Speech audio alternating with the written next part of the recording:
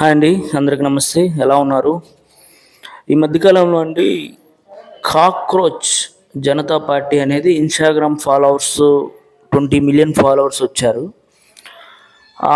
కొత్త పార్టీలకి నేను 100% ఆహ్వానిస్తాను. కాకపోతే ఏం జరుగుతుందంటే ఏంటో 20 మిలియన్ ఫాలోవర్స్ వస్తే ఏంటో ఈ దేశాన్ని ఏదో ఉద్ధరిస్తారని చాలామంది అనుకుంటున్నారు.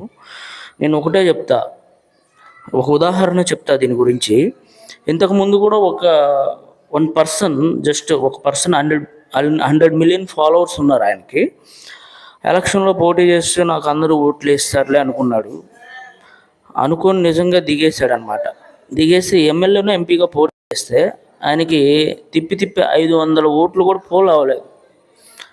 అంటే పరిస్థితి ఏంటంటే మనం గ్రౌండ్ రియాలిటీ అర్థం చేసుకోవాలి. అంటే 20 మిలియన్ ఫాలోవర్స్ వస్తే అంత ఆషామాషిగా భారతదేశంలో వీళ్ళు ఏమన్నా వచ్చేసి ఎమ్మటనే పిఎంలు అయిపోతారు, సీఎంలు అయిపోతారంటే కష్టం. ఏదో వీళ్ళు జస్ట్ అలా రన్ అవుతుంది. అంటే మళ్ళీ వీళ్ళు అంటున్నారు, నేను ఒకటే చెప్తా, దీని గురించి ఇంకొక న్యూస్ అయితే స్ప్రెడ్ అవుతుంది. దాంట్లో 50% పాకిస్తాన్ వాళ్ళంట, 15% బంగ్లాదేశ్.